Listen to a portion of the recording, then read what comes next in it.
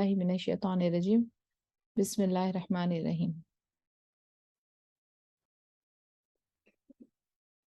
Yesterday we stopped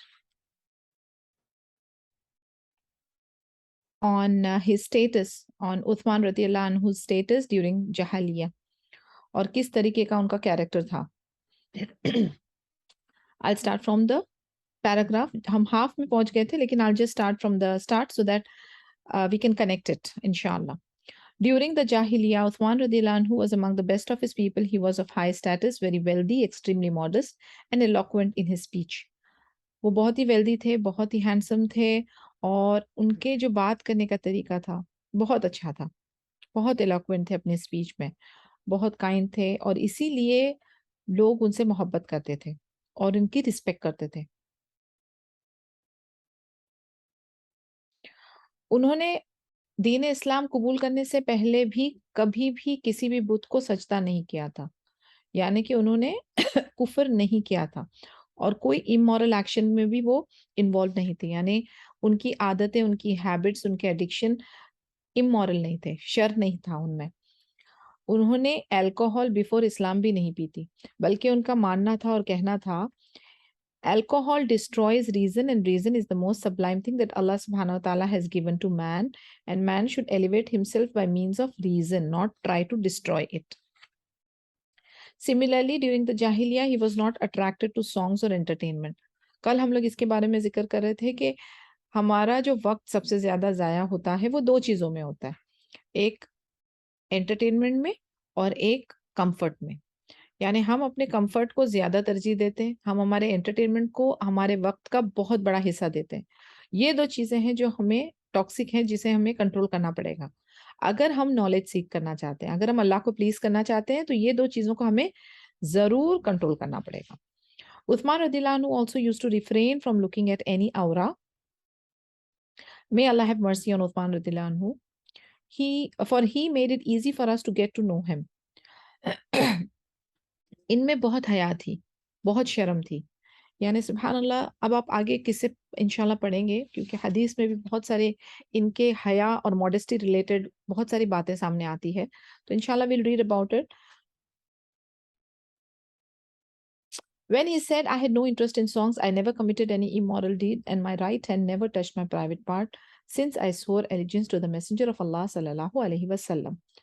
तो जब से उन्होंने नबी पाक सल्लल्लाहु अलैहि वसल्लम से बैत ली थी, यानी जब से वो इस्लाम की फोल्ड में दाखिल हुए थे, उन्होंने कोई गाना वगैरह, म्यूजिक की तरफ उनका कोई रुझान नहीं था, उन्होंने कोई भी शर वाली, बद वाली हरकतें, डीड्स नहीं की थी, और उनका right hand never touched his private part. अभी इसके बहुत सारे खुलासे हो सकते हैं. It could be many things, मसलन इट कुड बी जैसे कि आप जो एक जनरल सेंस में माना जाता है कि we clean our नजासा with our left hand, because right hand जो है ना वो नोबल और ब्लेस्ड माना जाता है. राइट हैंड से हम खाते हैं, राइट हैंड से हम लिखते हैं, मोस्टली यानी जनरली राइट हैंड से हम बहुत सारी नोबल डीड्स करते हैं. तो राइट हैंड को एक तरजीह दी गई है ओवर लेफ्ट हैंड. ऑलराइट, तो इस वजह से राइट हैंड को किसी गलत काम के लिए, मतलब लेफ्ट हैंड को भी नहीं यूज करना है, एंड बाय गलत आई मीन नजासा. ओके, तो लेफ्ट हैंड को ही नजासा के लिए यूज किया गया है, और राइट हैंड को जो है वो नोबल कामों के लिए यूज किया गया है. इसका कहने का मकसद ये है कि ही फॉलोड द सुन्ना, वट एवर वॉज directed, या whatever was prescribed by Prophet Muhammad sallallahu alaihi wasallam, he tried to do it maximum.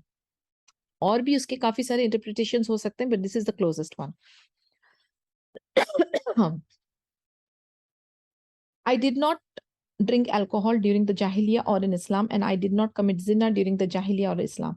अब आप देखें गिन गिन कर जो जो पॉइंट हमारे लिए आ रहा है कि क्या क्या चीजें. पहले हमारे सामने आया एंटरटेनमेंट, फिर हमारे सामने आया सॉन्ग्स, फिर हमारे सामने आए इमोरल डीड्स, फिर हमारे सामने आया giving priority to the right hand, then alcohol, then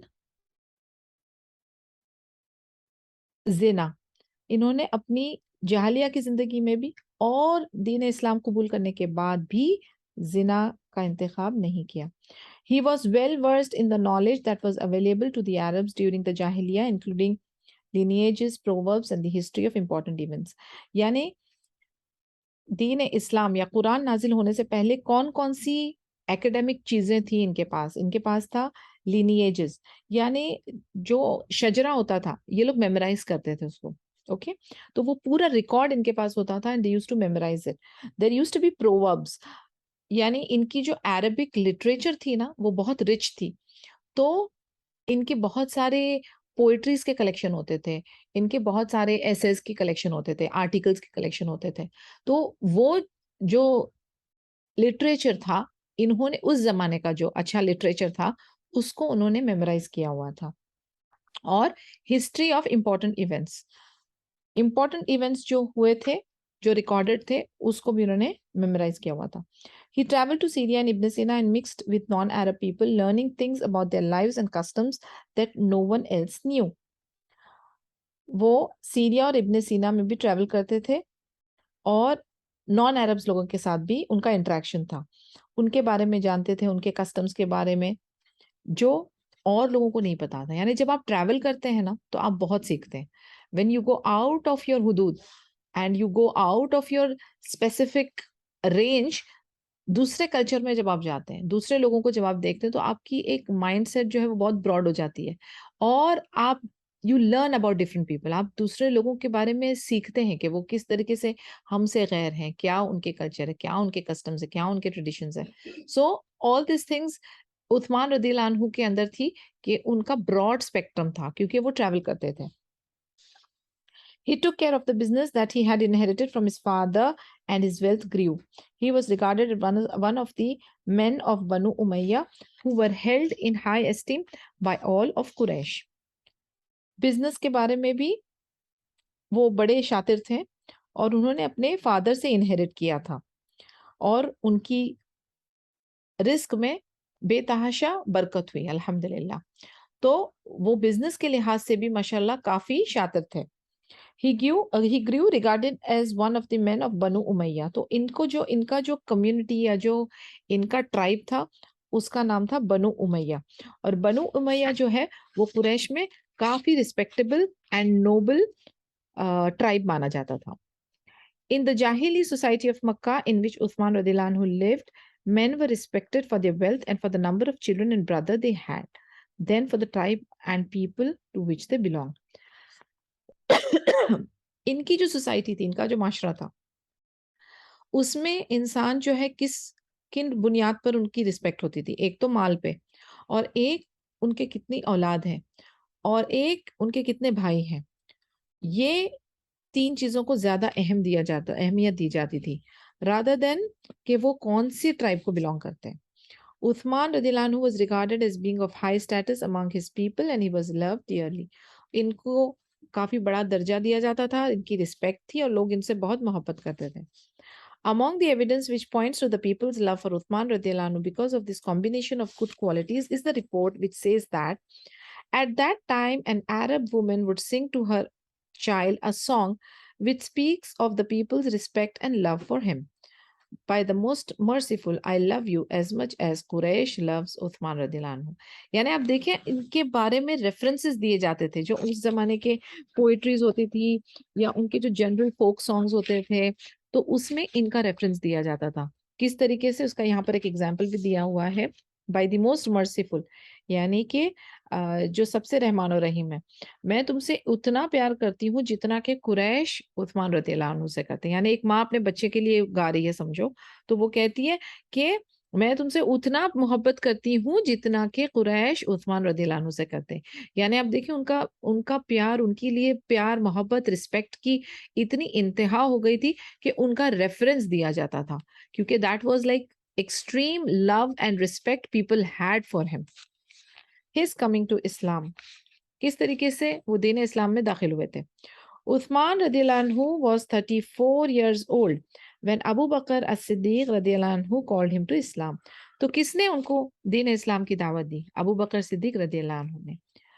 And he did not hesitate at all. Rather, he responded immediately to the call of Abu Bakr radhiyallahu anhu. उन्होंने जरा भी डिले नहीं किया, उन्होंने immediately respond किया. Thus, he was one of the earliest Muslims, of whom Ibn Ishaq said, the first person to become Muslim after Abu Bakr, Ali and Zayd ibn Haritha was Uthman radiyallahu anhu. यानी कि इनको جیسی دعوت دی گئی اس دین اسلام کی انہوں نے immediately agree کیا، اور عثمان رضی اللہ عنہ بھی اس لسٹ میں شامل ہیں جو ارلی مسلم ریورٹس تھے، جس میں ابو بکر صدیق رضی اللہ عنہ شامل ہے، علی رضی اللہ عنہ ہیں، زید ابن حارثہ رضی اللہ عنہ ہیں، اسی لسٹ میں عثمان رضی اللہ عنہ کا بھی نام جڑ جاتا ہے۔ Thus, he was the fourth man to embrace Islam. تو اس گنتی میں ان کا نمبر چوتھا ہے۔ His coming to Islam so early was perhaps the result of what happened to him when he was returning from Syria. ان کے ساتھ ایک حادثہ ہوا تھا جب یہ سیریا سے لوٹ رہے تھے۔ He told the messenger of Allah sallallahu alayhi wasallam about that when he entered upon him along with Talha ibn Ubaidullah, and he presented Islam to them and recited Quran to them and told them of the duties of Islam and promised them that they would be honored by Allah subhanahu wa ta'ala. وہ نبی پاک صلی اللہ علیہ وسلم کو بتاتے ہیں کہ جب وہ طلحہ ابن عبید اللہ کے ساتھ تھے اور انہوں نے اسلام کی دعوت ان کو دی، انہوں نے قرآن کی کچھ آیتیں ریسائٹ کریں اور پھر ان کو بتایا کہ ہماری ڈیوٹیز کیا ہوتی ہیں اسلام کے لیے، اور جب آپ یہ سارے کام کریں، اللہ تعالیٰ کے حکم کی تعمیر کریں گے، تو پھر آپ کے لیے کیا انعامات ہیں جو اللہ تعالیٰ نے آپ کو دینا ہے۔ تو جب یہ ساری باتیں کی تو اس سے ان کا ہارٹ میں ایک نرمی آ گئی، ٹھیک ہے نا۔ They believed him and Uthman said, "O messenger of Allah, I have come recently from Syria, and when we were between Ma'an and Al-Zarqa, I was about to sleep when I heard a voice calling, 'O sleepers, get up, for Ahmad has emerged in Makkah. Then we came here and heard about you.'"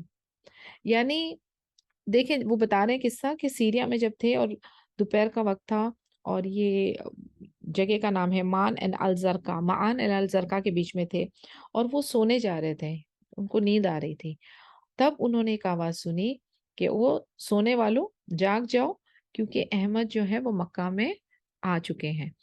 محمد صلی اللہ علیہ وسلم کا ذکر ہے۔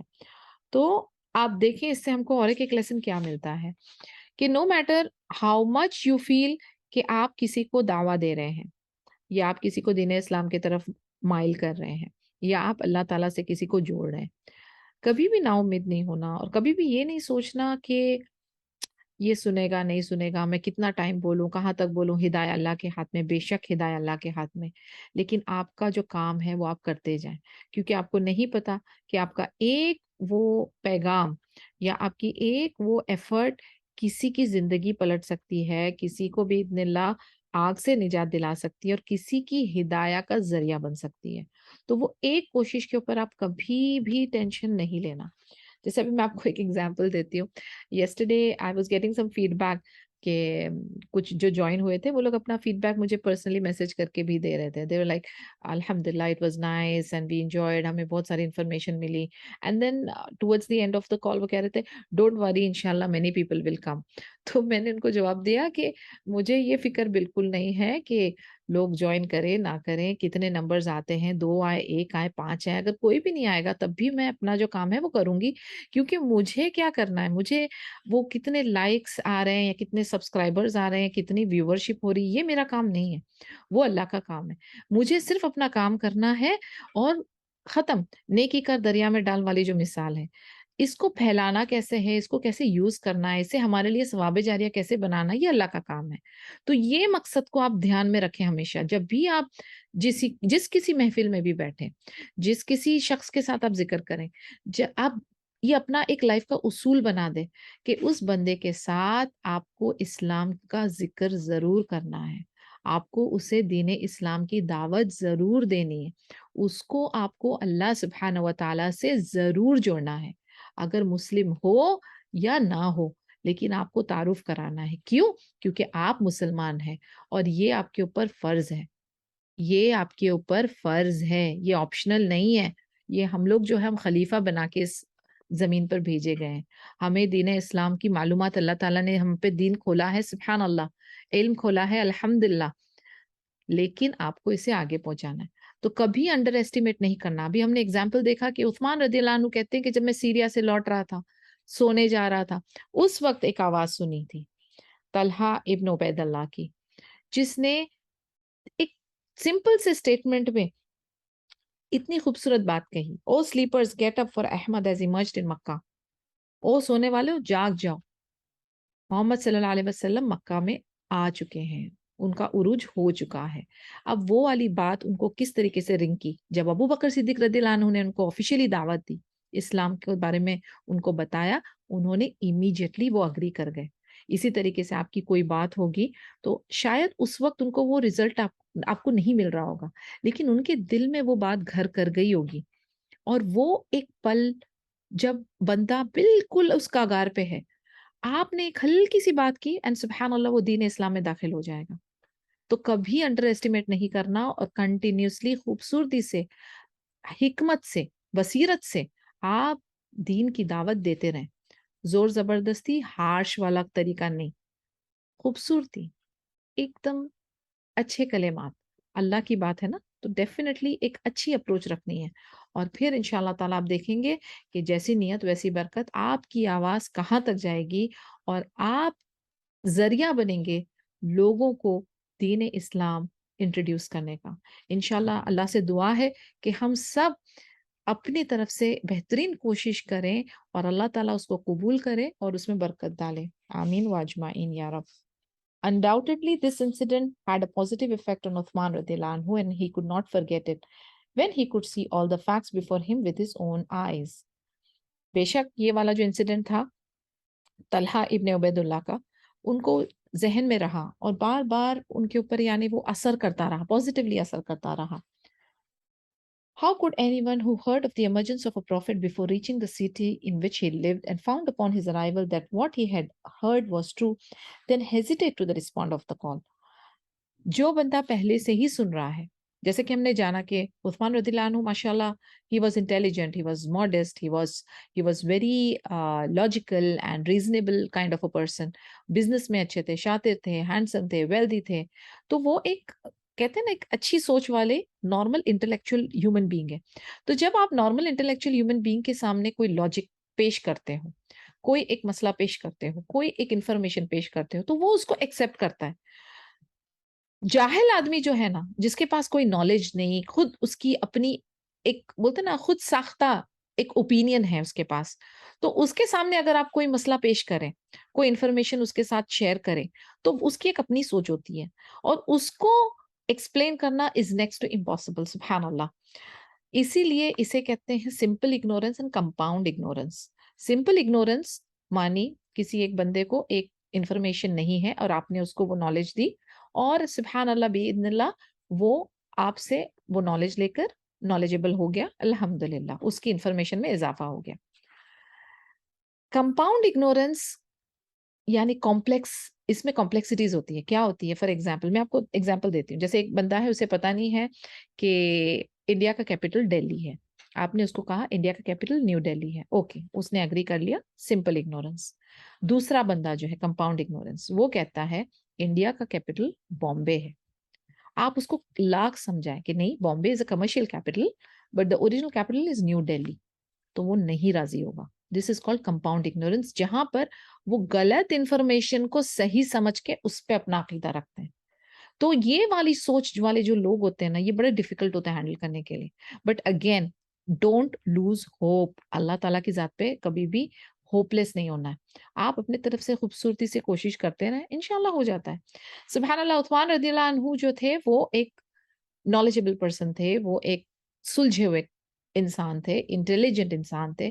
تو جیسی یہ بات پہلی بار ان کے سامنے آئی کہ نبی پاک صلی اللہ علیہ وسلم the prophet has emerged in Mecca, and یہ سب فولڈ آف ایونٹس جو ایونٹ ہو رہے تھے بعد میں وہ ان کے سامنے نظر آنے لگے، تو ہی امیڈیٹلی ہی بلیوڈ کہ یس یہ حق ہے، دین اسلام حق ہے، نبی پاک صلی اللہ علیہ وسلم حق ہے، قرآن حق ہے. He knew it. Why? Because subhanallah he was a man of intelligence and subhanallah bi'idhnillah Allah had kept hidayah for him.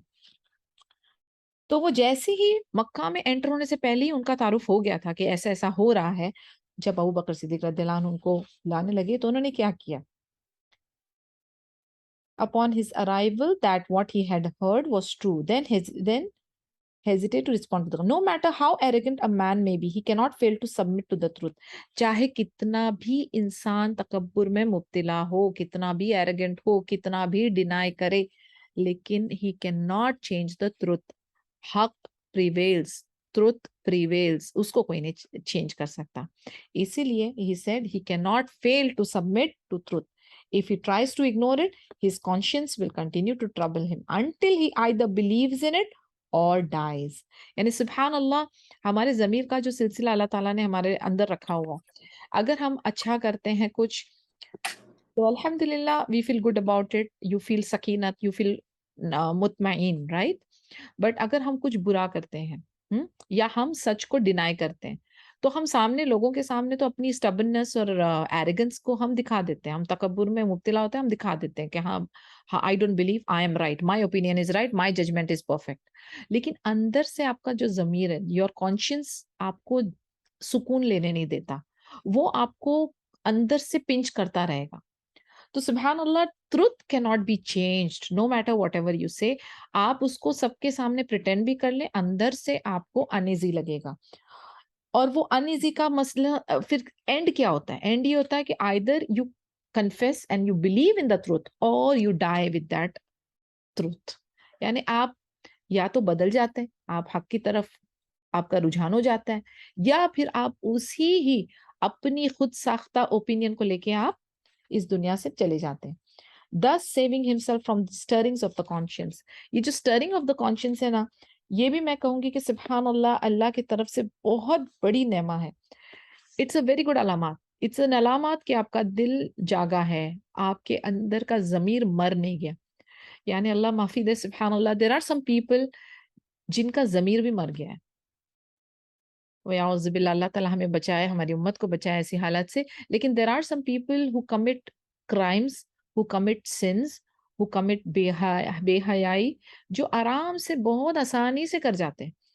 तो ये एक अलामत, बड़ी डेंजरस अलामत है कि आपका ज़मीर मर चुका है, आपका दिल जो है वो डिजीज्ड है बिल्कुल completely. Yet I would say अल्लाह सुब्हानहू व तआला कहते हैं कि यानी बड़े से बड़ा गुनाहगार होगा, लेकिन अगर वो सच्चे दिल से अल्लाह से माफी मांग ले, तौबा कर ले, तो तौबा के दरवाजे जब तक उसका सकरात यानी उसकी मौत का वक्त शुरू नहीं हो जाता, तब तक के खुले हैं. तो यानी सुभान अल्लाह, देयर इज ऑलवेज होप, ला तकनतु मिन रहमतिल्लाह. हमेशा अल्लाह की जात से होपफुल, रजा रखनी ही रखनी है. तो हमें अपने दिल के लिए दुआ करनी है, हमें अपने ज़मीर के लिए दुआ करनी है, हमें अपने आस-पास का माहौल इस तरीके से पैदा रखना है, और इस तरीके से दोस्तों के साथ ऐसी महफ़िलें, ऐसी जमातें, ऐसी क्लासेस, ऐसे कोर्सेज़ में अपने आप को डुबा के रखना है कि अगर गलती से भी आपके अंदर वो इविलिश स्ट्रैंड अगर आ रहा हो ना, तो आपके आस-पास वाले आपको रोक लें, आपको हाथ से रोक लें. एंड सुब्हान अल्लाह, अगर आपके पास ऐसे चंद दोस्त हैं ना, यू आर ब्लेस्ड. उनको अपने दोनों हाथ से पकड़ के रखें और उन्हें छोड़े नहीं. Uthman's quick response was not based on foolishness or rashness. Rather, it was based on certainty and firm belief that left no room for doubt. यानी सुभान अल्लाह, कई बार हम लोग है ना जल्दबाजी में कोई डिसीजन लेते हैं, या हम लोग कह लें ना जैसे heat of the moment. For example, जो हम फीमेल्स के साथ अक्सर होता है कि बाज़ारों में जा रहे हैं, सेल लगी है, सेल लगी, सेल लगी। बस वो सेल का हमने बोर्ड पढ़ दिया ना, तो मेंटली हम सोचते हैं कि हम बड़ा फ़ायदेमंद सौदा करने वाले हैं। लेकिन आप अगर डीपर जाएँगे तो आप रियलाइज़ करेंगे कि you are getting fooled, because वो जो प्राइस है वो बिल्कुल चेंज नहीं हुई है, बल्कि शायद बढ़ा भी दी होगी, लेकिन वो सेल लिखा है तो हमें लगता है कि रिड्यूस्ड प्राइस है। तो इस तरीके की फूलरी की जाती है हमारे माइंड के साथ। Sometimes when we take decisions very very rashly and very fast, very quickly. लेकिन सुभान अल्लाह, इवन दो उस्मान रदियल्लाहु अन्हु ने अबू बकर सिद्दीक रदियल्लाहु अन्हु के कॉल को इमीडिएटली रिस्पॉन्ड किया, बट इसका मतलब ये नहीं था कि वो उन्होंने बहुत जल्दबाजी में ये डिसीजन लिया, या किसी के प्रेशर में आके जल्दबाजी में डिसीजन लिया. ये उनका फर्म बिलीफ था, यकीन था उनका, ये सर्टेनिटी थी, उनको पता था कि ये हक है, ये सही है, this is the right thing to do. तो वो उस लिहाज से आगे बढ़े, अल्हम्दुलिल्लाह.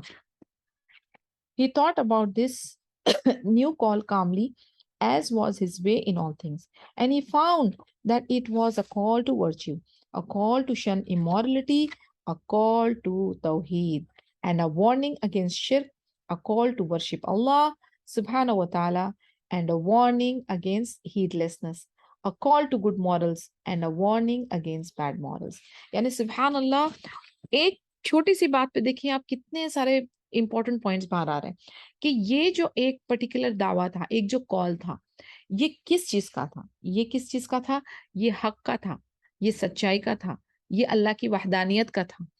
और बरअक्स इसके जितने गलत, जितना शर, जितना बदकारियां थी, उसको खत्म करने का था।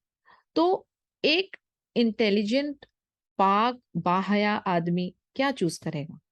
हमारे सामने एक ग्लास दूध हो और एक गंदा पानी हो, हम क्या चूज करेंगे? As a normal human being, knowledgeable professor होने की जरूरत नहीं, लेकिन as a normal person with average intelligence, we will go for the milk, will go for the pure.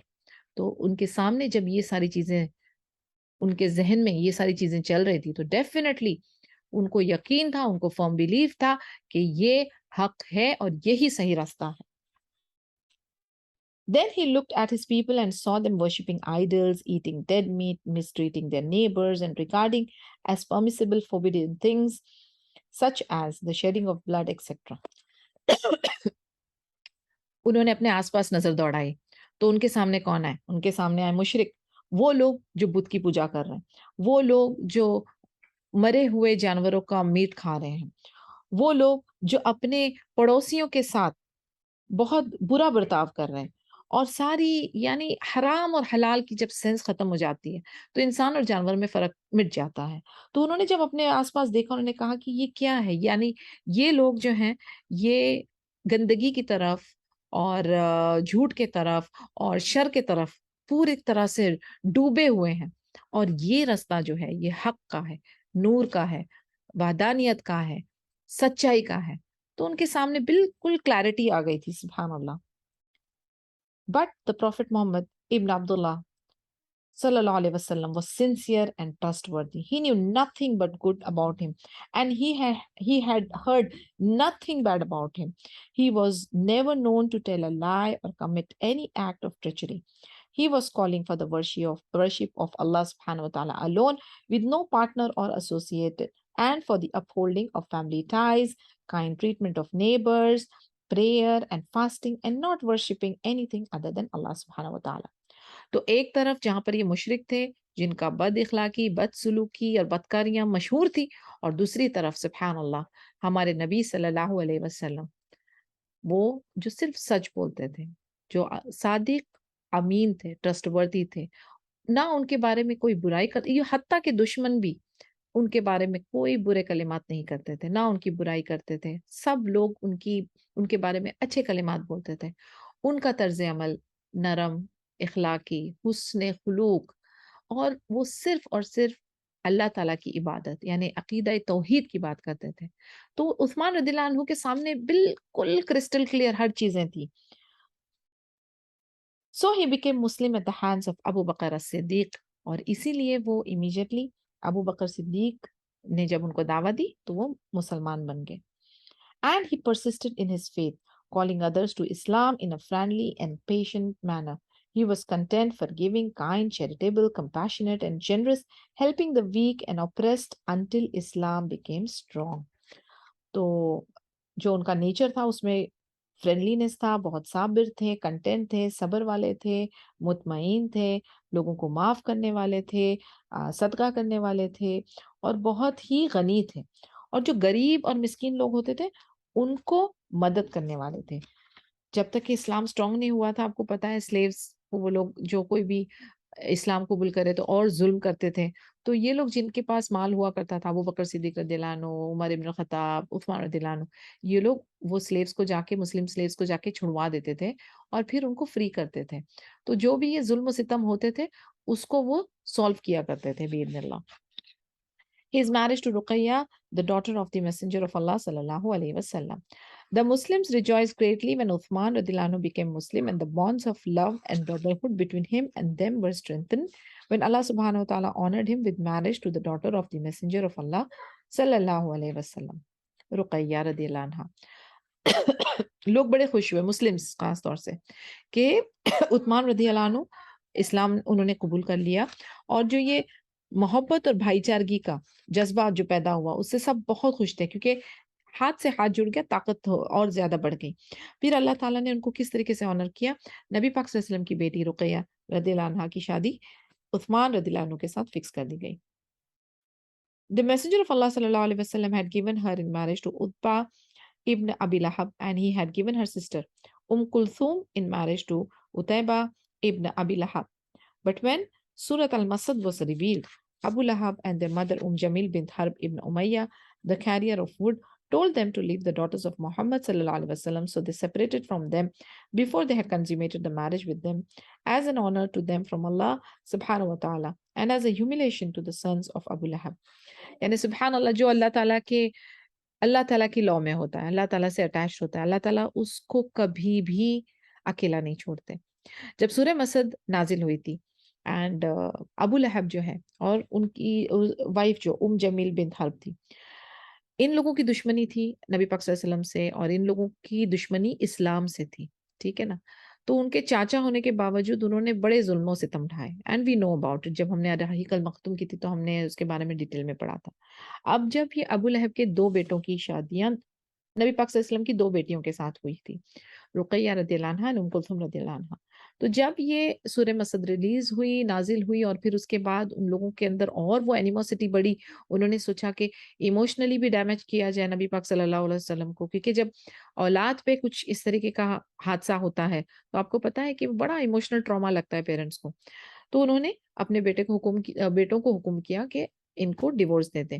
ان کا صرف نکاح ہوا تھا، میرج کنزیومیٹ نہیں ہوئی تھی۔ تو جیسے ہی یہ کام ہوا، سبحان اللہ، اللہ تعالیٰ نے ان کو بہتر، اس سے بہتر رشتہ دیا۔ عثمان رضی اللہ عنہ was many times better than the sons of ابو لہب، یعنی عتبہ ابن ابی لہب سے بہت گنا بہتر تھے عثمان رضی اللہ عنہ ہر لحاظ سے۔ تو سبحان اللہ، اللہ تعالیٰ نے ان کو آنر کیا، اور رقیہ رضی اللہ عنہ جو ہے وہ عثمان رضی اللہ عنہ کی وائف بنی۔ No sooner did Uthman radiallahu anhu hear the news of the divorce of Ruqayya, but he filled with joy and he hastened to propose marriage to her through the Messenger of Allah sallallahu alaihi wasallam. The Messenger of Allah sallallahu alaihi wasallam gave her in marriage to him, and the mother of the believers Khadija bint Khuwailid prepared her and presented her to him. Uthman radiallahu anhu was one of the most handsome men of Quraysh, and she competed with him in beauty and gracefulness. Subhanallah. It was said to her when she was presented to him. یعنی جیسے ہی ان کے divorce کا پتہ چلا، عثمان رضی اللہ عنہ immediately ہی reset نبی پاک صلی اللہ علیہ وسلم کے پاس گئے، رقیہ رضی اللہ عنہ کا رشتہ انہوں نے مانگا، اینڈ خدیجہ رضی اللہ عنہ نے امیڈیٹلی اپنی بیٹی کو پریپیئر کیا اور ان کے سامنے پیش کیا۔ جہاں پر عثمان رضی اللہ عنہ نہایت ہی ہینڈسم آدمی تھے قریش میں، ادھر رقیہ رضی اللہ عنہ بہت ہی خوبصورت اور گریسفل تھی، اور ان کے بارے میں کہا جاتا تھا the best looking couple anyone has ever seen is Ruqayya and her husband Uthman. Beautiful. یعنی اس زمانے میں بھی دیکھا جائے تو یعنی اس طریقے کی باتیں ہوتی جو اس زمانے میں بھی ہوتی۔ کئی بار we have seen کہ کوئی ایک دم ایکسٹراڈنری، ایک دم ایگزیکٹ میچ دکھنے والا کپل ہوتا ہے، تو we look at them and we like بارک اللہ فیکم، ماشاء اللہ، لا حول ولا قوت، کیا بیوٹیفل کپل ہے۔ اس طریقے سے اس وقت کا، اس زمانے کا یہ بیسٹ کپل مانا جاتا تھا لک وائز، ماشاء اللہ۔ It was narrated from Abdurrahman ibn Uthman al-Qurayshi that the Messenger of Allah sallallahu alaihi wasallam entered upon his daughter when she was washing the hand of Uthman radiallahu anhu, and he said, "Oh my daughter, take good care of Abu Abdullah, for he is the closest of my companions to me in attitude." یعنی ایک بار prophet محمد صلی اللہ علیہ وسلم پہنچے، یہ narrate کرتے ہیں عبد الرحمن ابن عثمان القریشی کہ ایک بار نبی پاک صلی اللہ علیہ وسلم ان کے گھر میں داخل ہوئے تو رقیہ رضی اللہ عنہا جو ہے عثمان رضی اللہ عنہ کا سر دھو رہی تھی، تو نبی پاک صلی اللہ علیہ وسلم کہتے ہیں کہ میری بیٹی ابو عبداللہ کا اچھا خیال رکھو، کیونکہ یہ بہت ہی میرے قریبی صحابہ ہیں، ان کا ایٹیٹیوڈ مجھ سے میچ کرتا ہے۔ یعنی ذہنیت کے حساب سے، ایٹیٹیوڈ کے حساب سے عثمان رضی اللہ عنہ جو ہے پروفیٹ محمد صلی اللہ علیہ وسلم کو میچ کرتے تھے۔ Jamil bint Harb and her husband Abu Lahab thought that by divorcing Ruqayya and Kulthum that they would deal a harsh blow to the family of Muhammad sallallahu alaihi wasallam, or at least weaken them. But Allah subhanahu wa ta'ala chose good for Ruqayya and Kulthum, which caused a great deal of frustration and anger for Kulthum and Abu Lahab, and they did not achieve anything. Thus, Allah subhanahu wa ta'ala sufficed the household of the Prophet sallallahu alaihi wasallam against their evil, and the command of Allah subhanahu wa ta'ala is a decree determined. अब ये जमील बिन herb और अबू लहब ने क्या सोचा था कि ये divorce करने के बाद ये इमोशनली डैमेज करेंगी फैमिली को, प्रॉफिट मोहम्मद सल्लल्लाहु अलैहि वसल्लम को, एटलीस्ट उनको कमजोर कर देगी। लेकिन अल्लाह ताला ने कुछ बेहतरी खैर सोच रखा था उनके लिए। एंड सुबहान अल्लाह, रुकैया रदियल्लाहु अन्हा और कुलसुम रदियल्लाहु अन्हा बहुत अच्छी जगह पर भी आई गई, बेटर देन जमील और अबू लहब के बेटों से। और अल्लाह ताला की कदर जो है वो फाइनल होती है, उसके आगे किसी की नहीं चलती। His persecution and migration to Ibn Sina. Allah's decree that all are to be tested is applied constantly to individuals, communities, peoples and nation. यानी कुरान में हम पढ़ते हैं कि अल्लाह ताला सबको आजमाएंगे, किसी को माल से, किसी को सेहत से, किसी को जान से, किसी को किसी चीज से, जो अल्लाह ताला की नेमतें हैं उससे अल्लाह ताला जरूर बस जरूर हर एक शख्स को आजमाएंगे। तो इनकी भी आजमाइश का सिलसिला शुरू था, और अल्लाह ताला इंडिविजुअल को, पूरी कौम को, लोगों को, पूरे पूरे नेशन को आजमाते हैं। This applied to the Sahaba too. And they underwent trials and tribulation that would shake the foundations of lofty mountains.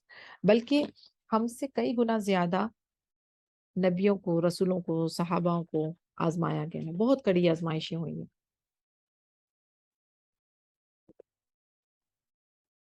अल्हम्दुलिल्लाह।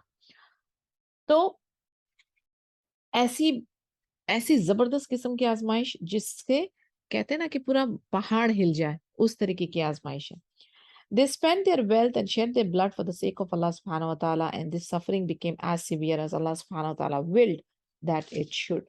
इन्होंने अपना माल लगाया, अपनी जान लगाई सिर्फ अल्लाह की खातिर, और इनकी तकलीफें इतनी शदीद हो जाती थी।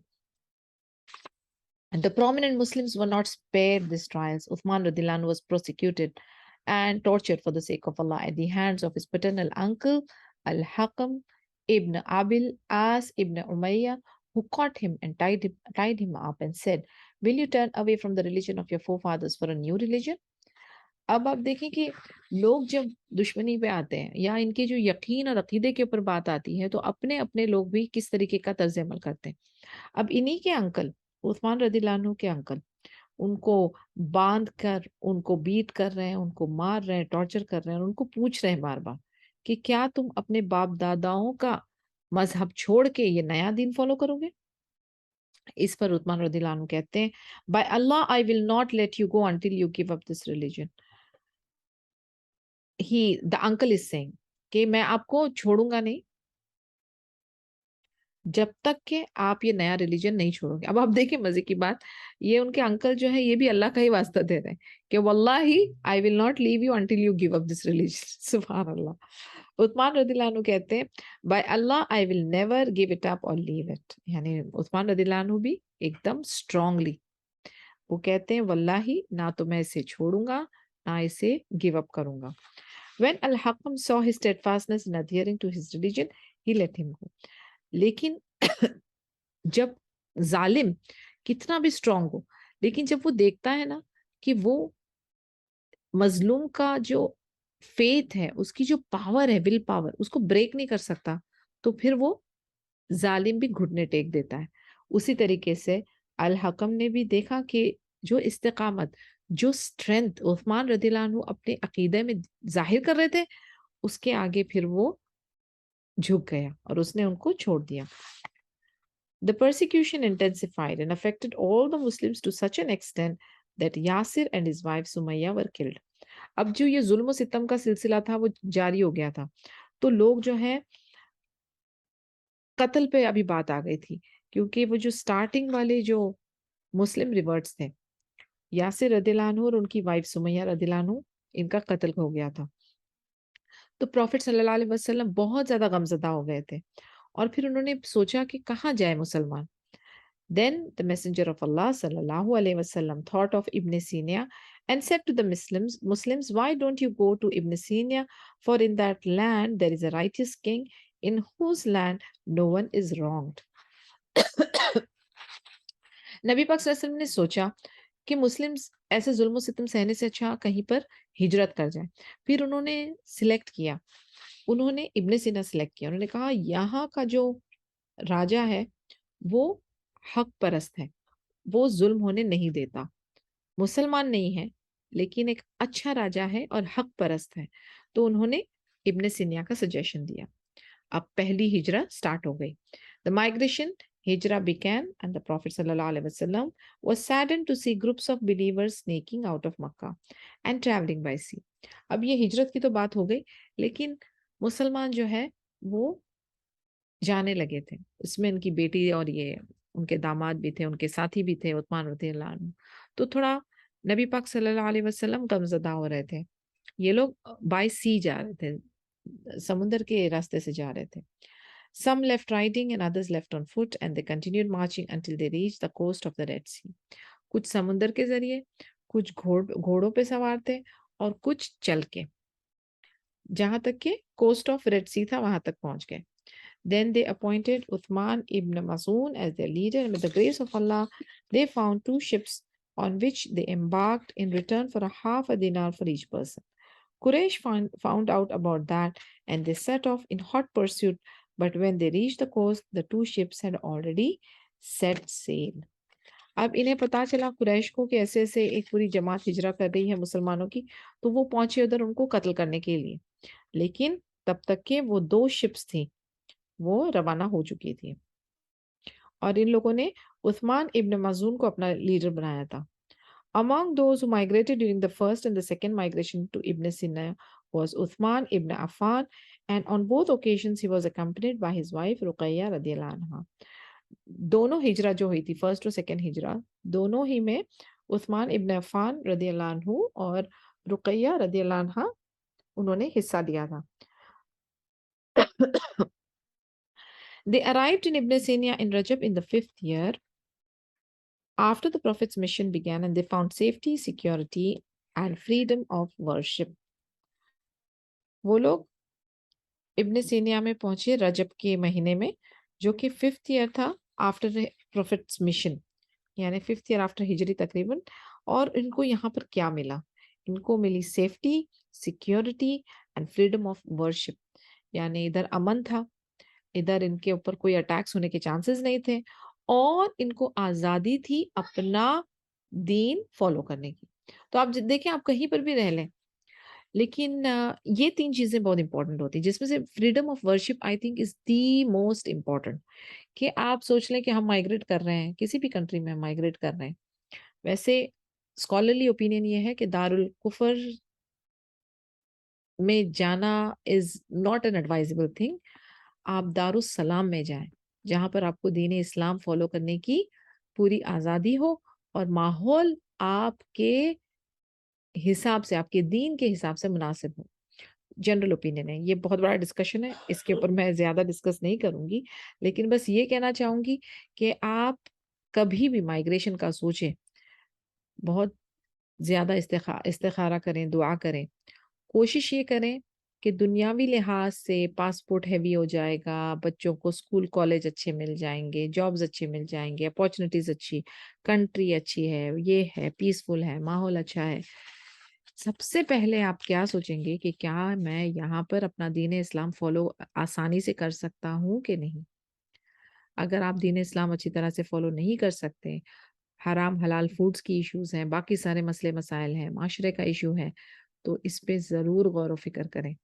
क्योंकि आपके सामने आपकी जनरेशन की तो तरबिया आपने कर ली और शायद आप उसको महफूज़ कर पाएँ। लेकिन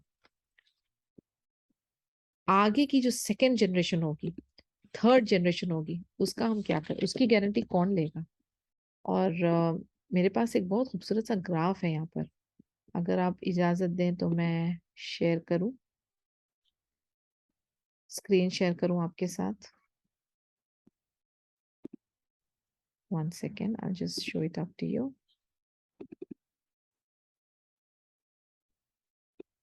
Okay, can you see? Screen دکھ رہا ہے؟ کوئی مجھے تھمز اپ بتا دے یا جی مائک. جی جی دکھ رہا ہے. اب آپ دیکھیں گے کہ اس کو میں اور زوم کروں تھوڑا. اوکے. سیو دا ایمان of your children.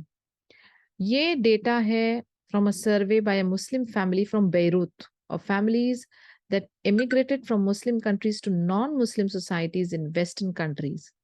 The survey covered 5,000 people. The date of migration and percentage no longer Muslim آپ دیکھیں. 1923 اور earlier میں 95% of all descendants lost their Islam. دیکھیں آپ ایئر کے حساب سے کیسے بڑھتے جا رہا ہے. ٹھیک ہے نا. Around 80 years ago, a sheikh migrated to Ecuador and built the first ever masjid there. Today, none of his grandchildren are Muslim. And then, یعنی جس نے یہ سروے کیا ہے یہ ان کی ہے analysis. My grandfather, Sheikh Ali Al-Tantawi himself had 48 grandchildren. 16 of them, one third, are no longer Muslims. Moral کیا ہے؟ Moral یہ ہے کہ don't assume that just because you're a Muslim, your children will automatically grow up Muslims. You must educate them to best of your ability and ensure they are firm in their religion and strong in their Islamic identity. Ensure your descendants are the 5% who are still Muslim after 100 years, not the 95% who have lost the blessings of Islam. یہ بہت scary ہے اور یہ بہت debatable topic ہے actually. اس لیے میں اس کو زیادہ چھیڑ نہیں رہی ہوں. لیکن جتنا بھی آپ اس کے بارے میں ریسرچ کریں گے، جتنا بھی آپ اس کے بارے میں ایڈوائس لیں گے کہ نبی پاک صلی اللہ علیہ وسلم کی حدیث میں کچھ مل جائے یا اسکالرس کی کیا اس کے بارے میں رائے تھی، آپ کو ایک ہی چیز یعنی جو کہتے ہیں نا the most important aspect of it is کہ آپ کو اپنا دین اسلام فالو کرنے کی ایز اینڈ دا ماحول جہاں پر آپ اپنے جنریشن کو ایک اسلامی تربیہ دے سکیں. بس اس چیز کا خیال رکھنا ہے. کون سی ایک اسپیسیفک جگہ میں آپ کے ساتھ نہیں کروں گی. جی میں گروپ میں انشاءاللہ شیئر کر لوں گی شائمہ جی. تو the point that I am trying to say is کہ آپ کے سامنے والی جنریشن کو آپ نے ٹرین کر لیا، اپنی اولادوں کو کر لیا، اس کے بعد کی کیا. آپ دیکھیں کہ نبیوں کا سلسلہ کیا ہوتا تھا، ان کی دعاؤں کے اندر کیا ہوتا تھا. ربنا حب لنا من ازواجنا ذریاتنا. یہ جو ذریات ہوتی ہے نا، یہ کیا ہوتی ہے؟ ہماری آف سپرنگز، ہماری جنریشن. ان لوگوں کو صرف اپنی اولادوں کی حد تک نہیں، اپنی پوری لائنیج کے بارے میں سوچتے تھے، پوری جنریشن کے بارے میں سوچتے تھے. اب اگر ہم دنیا کو لے کر بیٹھیں گے اور ہم اپنے اسلام کو چھوڑتے ہوئے جائیں گے تو پھر ہم کہاں پر ہم اینڈ اپ کریں گے. اور ہماری جنریشن کو ہم ظلم کر رہے ہیں. آپ اگر غور و فکر کریں تو ہم ان کو استغفر اللہ العظیم نعوذ باللہ آگ میں ڈھکیل رہے ہیں. تو یہ صحیح نہیں ہے. اب یہ میری پرسنل اوپینین ہے اور میرے جیسے بہت سارے لوگ ہیں جن کی پرسنل اوپینین ہے. یہ میں اپنی اوپینین آپ کے اوپر لاگو نہیں کروں گی. میں صرف آپ کو فیکٹس بتاؤں گی جو کہ based on experiences from the past predecessors ہیں. تو یہ آپ کی مرضی ہے، آپ اس ایڈوائس کو لیں یا چھوڑ دیں. آپ کے حالات کس طریقے سے، آپ دعا کریں، استخارہ کریں. لیکن ایک بات ذہن میں رکھیں کہ اگر ایک بار دین اسلام ڈائلیوٹ ہونے لگا آپ کی فیملی کے اندر تو پھر آپ اس کو دوبارہ سے پکڑ نہیں سکتے. تو آپ سے ایک بس غور و فکر کرنے کے لیے ایک نقطہ چھوڑتی ہوں کہ سوچیں کہ جب ہم انشاءاللہ ہم اپنے آخر وقت میں پہنچے تو ہم یہ سوچیں کہ ہمارے لیے جو ثواب جاریہ کے لیے اللہ تعالیٰ نے جو آل اولاد دی تھی، کیا وہ ہمارے لیے ہمارے قبر میں کام آنے والی کوئی چیز ہم چھوڑ کر جا رہے ہیں؟ وہ ایسی اولادیں، وہ ایسی آگے کی ہماری جنریشن جو کہ ہاتھ اٹھا کے ہماری مغفرت کے لیے دعا مانگے گی. آپ دیکھیں نبیوں کا جو سلسلہ چلا ہے، رسولوں کا جو سلسلہ چلا ہے، جو اپنے ڈیتھ بیڈ پہ ہوتے تھے تو وہ کس چیز کے بارے میں تاکید کرتے تھے؟ اپنے بچوں کو صلاح کے بارے میں، عقیدہ توحید کے بارے میں. نہ انہیں اپنے مال کی فکر ہوتی تھی، نہ وراثت کی فکر ہوتی تھی. ان کو فکر ہوتی تھی کہ آپ کون سا دین فالو کرو گے ہمارے بعد, کس کی عبادت کرو گے ہمارے بعد. یہ والا جو ایک نقطہ ہے نا, اس کے بارے میں ضرور سوچنا کہ آج ہم بچوں کو اچھی اچھی ڈگریاں دلا رہے ہیں, ہیوی پاسپورٹس دلانے کے ہم پیچھے ہیں, اچھی جگہ میں رہیں, اچھا کھائے پیئیں. یہ دنیا فانی ہے. اس جنت کے والے گھر کا کیا, اس قبر کے بارے میں کیا؟ آپ نے اپنی اولاد کی قبر کے بارے میں کچھ تیاری کی ہے؟ ان کے لیے ایسا کچھ انتظام کیا ہے کہ اللہ ان سے راضی ہو جائے اور ان کو جنت عطا کرے انشاءاللہ؟ آپ نے صرف ایک لمیٹڈ انتظام کیا ہے, آپ نے ایک کمپلیٹ انتظام نہیں کیا ان کے لیے. تو ایسا ظلم اپنے آپ پر اور اپنی اولاد پہ نہ کریں. الحمدللہ دنیاوی طور سے دکھنے کے لیے شاید مسلم کنٹریز غریب ہوں گی, شاید ان کے پاس بہت زیادہ ذریعہ نہیں ہوگا, لیکن کیا فرق پڑتا ہے؟ اناج تو ہم سیم ہی کھاتے ہیں, ہمارے پیٹ کی سائز تو سیم ہی ہے, دنیا جی رہی ہے, چل رہی ہے, سبحان اللہ. تو ہوائیوں پہ نہ جائیں, دکھاوے پہ نہ جائیں, کمپٹیشن پہ نہ پڑیں. تھوڑا سا پاز کریں, تھوڑا سا بریک لیں, سوچیں, غور و فکر کریں کہ سادی زندگی میں خوشحالی ہے یا اپنے اولادوں سے پیچھا چھڑانے میں خوشحالی ہے, یا اپنے بچے جو اپنے ماں باپ کو بھول جاتے ہیں اور ادھر ہی سیٹل ہو جاتے ہیں وہ زیادہ بہتر ہے, کہ اپنی اولاد اپنے قریب رہے, ہماری آنکھوں کو ٹھنڈک دے, وہ زیادہ بہتر ہے. کون سا سودا فائدے مند ہے, اس بارے میں سوچنا ہے. یہ نہیں سوچنا ہے کہ کمپٹیشن لگی ہے, اس نے بھیجا تو میں بھی بھیجوں گی, تو میں اور بہتر میں بھیجوں گی اور میں زیادہ پیسے لگاؤں گی. نہیں, اگر آپ کی نمازیں 5 ٹائم ہو رہی ہیں, آپ کی اولادوں کی نمازیں 5 ٹائم ماشاءاللہ سے ہو رہی ہیں, قرآن روز پڑھا جا رہا ہے, صبح شام اذکار ہو رہا ہے, اور دین اسلام سے آپ نے اپنے بچوں کو اور اپنے آپ کو جوڑے رکھا ہے, تو سبحان اللہ آپ کامیاب ہیں باذن اللہ, اس دنیا میں بھی اور آخرہ میں بھی. کوئی فرق نہیں پڑتا آپ نے کون سی برانڈ پہنی ہے اور کتنے بینک بیلنس ہے اور کتنے گھر بنائے اور کتنے پلاٹس لیے اور کتنے گولڈ آپ نے خریدا, کوئی فرق نہیں پڑتا. لیکن قبر میں جو کام آنے والی چیز ہے اس کے بارے میں سوچنا ہے. I think we will end here. Inshallah we'll start tomorrow because hardly ہمارے پاس 3 منٹ رہتے ہیں. اگر کوئی کچھ ڈسکس کرنا چاہتا ہے تو you can please open your mic.